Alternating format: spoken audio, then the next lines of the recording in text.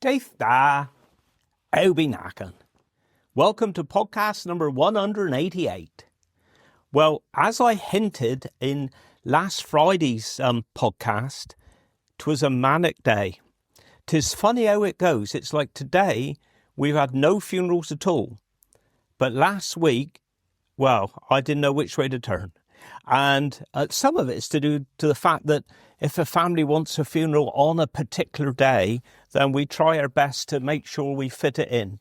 And I can assure you from the looking at me, I look like a graceful swan. But my little legs underneath the water, they're going like mad, I tell you. But it started 9 o'clock actually last Friday. We had a lovely little private service at the crematorium, which was brilliant. And then I was back at the crematorium again at 11:30 for Richard's funeral from Tintagel, and lovely service there, lovely crowd there. All went well there. Back home for a quick dinner, Glyn Valley again at 2:30, and that was for Shirley's funeral from Delabole, and again a wonderful crowd there again for that one. And then I actually did stay in there because 4:30 we had John's funeral from Padstow. And again, a chapel full there again. So I spent nearly all day in Glyn Valley that day. But my day didn't finish there, because in the evening, we did rest the coffin in at Lanherne Convent there at St Morgan. We was down there at 6:30. And I think if you look back, I think it's podcast number 4, I think. But if you troll back, I did do a little podcast on the convent there. I did listen the other day to one of the other ones, and I sound so different then to what I do now. I do sound a bit more relaxed on them then. But the convent then, it have changed a bit now from before, because when we started, we'd been going a few years, and a funeral director at St Column, he had retired, Mr Dole, and he asked if we would do him a favour and take on looking after the convent, which was the funerals for all the nuns that were down there. And I'll just go into it briefly now, but if you want to listen to it a bit more, I've got it, I think it's episode 4. But the convent down there, the nuns could go in there when they were 16 and they'd never come out again. It was, I think, do they call it a closed order? So mother and father had to go and talk to Mother Superior through the grill to see whether she was happy for them to take over. And initially, if a nun passed away, they would just ring us and we'd have to supply the coffin, and then we would take it down there and they would do everything else. And then as the time went on, they got older, that in the end, we ended up in with the nuns behind the grill, so they would see nobody else. And then all of a sudden, they would see Dad, myself, our other bearers. And I tell you what, it was a real honour. It really was to be there. You wanted to really look around and take it all in, but out of respect for the nuns and that, you just didn't. You were just so focused. And then they would be buried in their little grounds there, actually at the convent. Me gravedigger at the time was me cousin David, who sadly is no longer with us. And we would then follow the nuns out into their little ground. And it's funny because the nuns used to sing at funerals, because there is this little public chapel there, and the nuns would take place in the mass, but you wouldn't see them because they'd be on the grill. And they sounded like 16-year-olds, but they were all well into their 80s, but their voices were so strong and young. But that's briefly about it. I say, if you go back into podcast, I think number 4, I do go into a little bit more detail. I mean, sadly, as the years went on, their numbers went fewer and fewer. And then the ones that were left did actually move up country. And now I think it's Franciscan monks and that are in there now. So we've got some fond memories of, working down there at the convent. But we rested in there on Friday. I did take a lovely photo. Well, I think it's a lovely photo. You might not. I took a photo of them, put it that way. I put a photo of it, just a lovely little scene there. at the convent outside, because it's all obviously quite strict with what you should do there inside. And then we actually had the funeral, the mass and everything on Saturday. And the last couple we've had down there actually at the convent is real old traditional Catholic services, everything in Latin. A lot of singing by one of the, I don't know what you would call him, not the actual priest, but one of his assistants. They're all dressed, as clergy sort of thing. But all of it in Latin. And I must admit, I do sometimes struggle to follow where we to in the service, but it was brilliant. Everything went perfect, and followed by the burial. But apart from that, a fairly quiet weekend, lots of paperwork as ever, and then back into this week.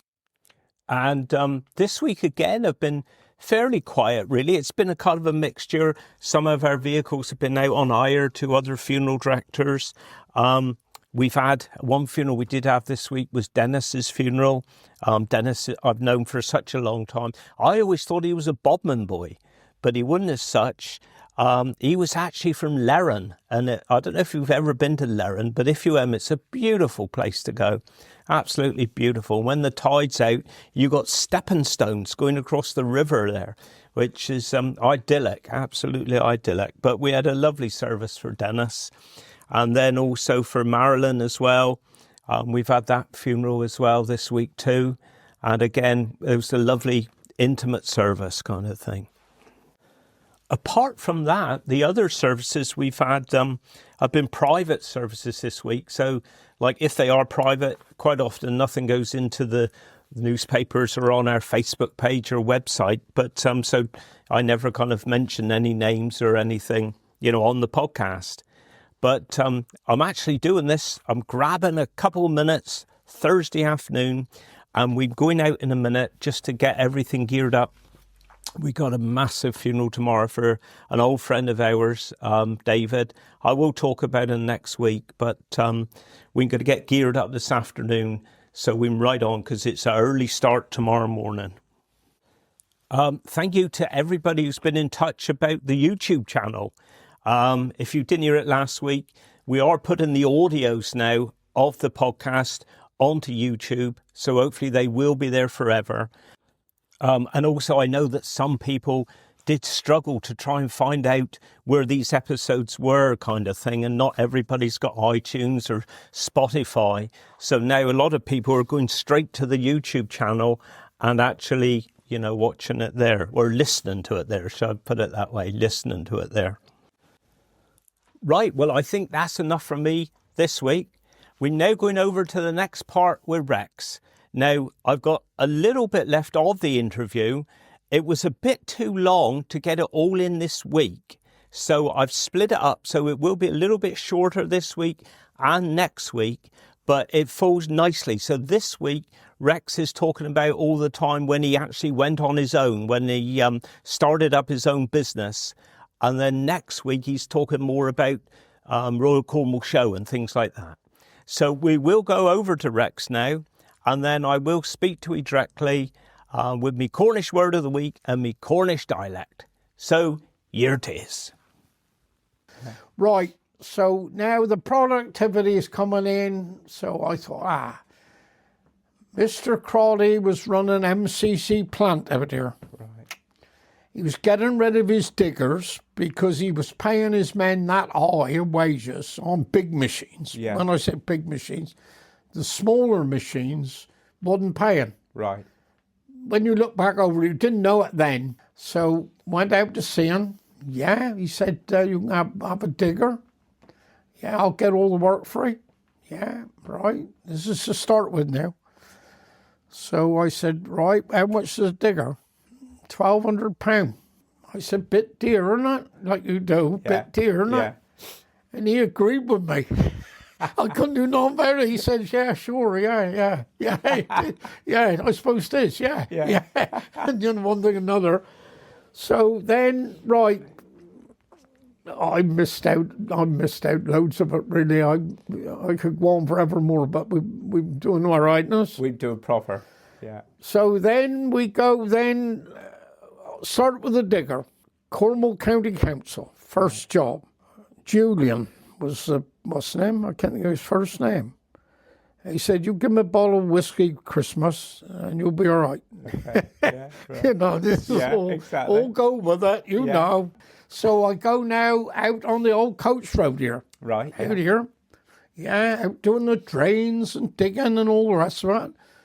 So Alfie Jury, he came from Cardinham way. Sid Allen's driver, Boxer used to drive a lorry. They all come in the gang of them. Deaf and dumb bloke amongst them.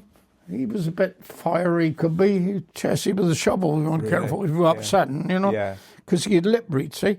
You know, as anybody's talk about him, and he would know what's going on. So out on the old coach road, went around on the council, different areas, South Fox Park, all over the place on the council. Oh, Rosenallen Bridge, all done that.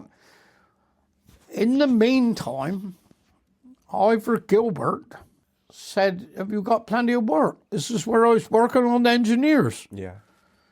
I said, "Yeah, I'm all right for a minute." So then, coming up Easter now, and it was going a bit quiet on the county council. So I said to Ivor, "It could be, I'll hang on. We got a big job at North Cumbarron laying pipes. Okay. And if you come back with we, it'll be like happy family again, type of thing." So that's what happened. I went back with they, and it was fantastic. Because, like, you have a crack in your bucket, the welder was there beside of me, weld the bucket up. It was fantastic, all of it. They looked after me. Yeah. Like dinner time. You don't want to stay out in your cab. Dinner time, come back with the boys. Well, I used to ride back in the van with them. Time you go back, it was another hour and a half gone, wasn't it? Time you get back, it was lovely days. Well, we went on and on and on, and gradually, John Batten, postman down Roach. Right. I'm in the band. The Battens are still there, band people. Yeah. John Batten said, "Got a bit of news for you. Got a bit of news for you." I said, "What's that?" He said, "Big job coming off down Corbus. Okay. BOCM. Big mill going up down there." I said, "Oh, yeah. Do he want the bit through contacts? Do he want me?" You know, he didn't do it for no reward or nothing like that. I said, yeah. Well, got all of them, Avonmouth Engineering. Right. Never heard of them, but they've done all the factories all the way down through the country. All right. This was the last one. I had all the groundwork, I had everything. Lorry work, every single, I had 14 lorries down there working, carrying stone, carrying out, tipped in here in Goonveen because I was well in with all the clay work. I got really, everybody liked me. Yeah. It sounds big-headed, but I am a big-head. But they all liked me so much. I said, "Yeah, in here, could I tip?" "Yeah, 50p a load." Went on and on and on. "How do you want to be paid?" We can pay weekly, monthly, whatever you want." I said, "Weekly will be fine." Yeah. I thought, beauty. Yeah. Went on for several weeks, then 1 week it didn't turn up. Ooh. So parked all the lorries up, all the way down, all the way down the road, one or two. I said, "That's it, I ain't doing no more than I'm paid." No. Got the money through that morning. I don't know how they done it, but they done it with bank transfers and all the rest of it. Got it through, never had no more trouble. No. But it was lovely. I had the loveliest days. So that put me on my feet. So then I went from there. I had different machines in the clay works all over the place. I ended up, I expect you haven't really had enough by now, I mean. No, not at all. Loving it. You sure? Yeah. Went on and on and on. I had the Sandborough in here. I had that's where I made a mistake. I had the Sandborough in there, and I could have gone in there and still be there because there's enough, millions of tons there.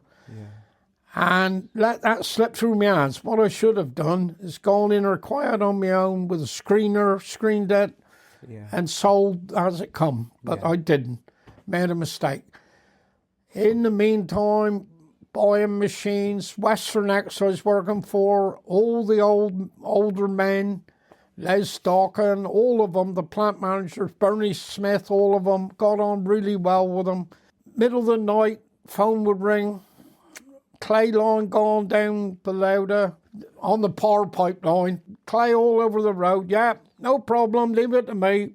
Get the men out, down, clean it up. Next day, go out to their office, sit down like you see her. Cup of coffee. She come round with a coffee. Coffee, Rex? Yes, please, thank you. Cup of coffee. Yeah, lovely, thank you very much. Yeah, next job that come on, I would have. Every time. Yeah. And it was good. Yeah. Only thing Bernie was very fair with, if he wanted, say, 3 diggers, 4 diggers or 4 items of plant, he'd say, well, have you got 2 or 3? He would always let you share it. Exactly. He was a bloody gentleman. They're all dead and gone now. But, what days I had. Right, when I was down at Perranporth Convalescent Home, down there I spent quite a while, and I used to come on, I had irons on my legs, and it was nasty, really. When I was down there, I got to know all the nurses. I do, because you were a youngster coming on by this time, and one thing another.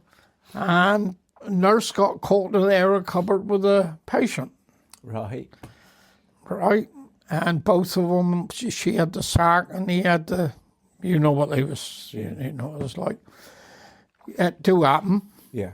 And a few years after, I go up one of the clay pits, we won't mention the name, but he's dead now. Yeah. But I said, I've seen you before, am I? This is a manager. I said, I shook hands. I said, seen you before? He said, no, I don't think so. I said, Perranporth Convalescent Home. Do you know that man looked after me? Yeah. I had work coming out my ears. I honestly did. That's all I said. Yeah. And I never said nothing to nobody else. No. I've told you now, but in the world, no. But I haven't mentioned no names, No. And I said, Perranporth Convalescent. I can see his head now turned. Right, yeah. Now, the difference was, if you had a machine working there and he finished his job on Wednesday, he would keep him to this Friday. He would put you on another job that he had to make your week out. Yeah. See, it all helped. Totally. All of it helped. Yeah. It went on and on and on. And I had a civil engineering firm as well, doing mason work and all that. Yeah. On tanks that I learned when I was on in the early days. Yeah. They hired me back in because I was cheaper than they could do it for. Yeah. Oh, it was fantastic. And in the mid-70s to 80s, I was earning, I had 51 men. Really? And I was earning over $1 million, over $1 million a year. And I worked for Lord Falmouth a lot in Goonveen. Yeah. They was another lovely firm. Yeah. Then I'll make it come to the end now, because there's lots to it. But all the men that worked for me, they was paid well. Different ones say now, we'll come back and work with you now if you had a job. I said, yeah, I've gone past all that, haven't I? Dear of them, there's loads of them going on. Yeah. Loads of them. Yeah. Well, you see it in your job. I see it on Facebook, the funerals you got to save this world, no? Yeah. Proper job. Thank you for that, Rex. That's brilliant. And we will have our final part of Rex next week. Now, for my Cornish word of the week, I know I spoke about Lerun earlier, so I think that's what we'll do, what Lerun means, where it came from. And I think it actually came from the Cornish name of Leryon, which is Leryon, which has got slightly different meanings. Quite often they say it means waters or floods. So waters or floods. And of course it is a tidal place, Lerun, so the tide's always going in and out. Now, whether they used to get high tides and places, some of the houses on the side used to get flooded or what, I don't know. But that'll be my Cornish word of the week. It's Lerun, which comes from Leryon, Leryon, which is waters or floods. Now, for me Cornish dialect of the week, I tell you what, I'm in conversation every day with, he's a walking encyclopedia of Cornish dialect, and that's me mate Steve Burrows. And he gave me quite a few, actually. He's going to keep me going for a few weeks. But one he did say this week, which reminded me of Rex's interview last week, where he said that when they was working there for ECLP or whoever it was at the time, because the business did change over the years, he said how much work was being done perhaps in dinner times with the materials from the firm, which everybody knew about, which they would then take home. Like I think Rex said he made a car trailer or something, and this was common practice. So anyway, Steve gave me this lovely bit of dialect, which I'd never heard before, and it's saying if somebody was doing a Jan Luke, and what that would be if perhaps somebody was working and they were doing something in work time to take home when they left work. So like Rex said, when he did his car trailer or something, Rex was doing a Jan Luke. So oh, that was a beauty. So that's me dialect for this week. If you're doing something in work time, you're then taking it home, you're doing a Jan Luke. Proper job. Right, well, that's it for me this week. I'll say you've got the final part of Rex next week to look forward to. And again, 'tis a beauty. But I hope you have a good week, and I'll speak to you next week. So, wish you well, do Guinness, Cernobis Ficken.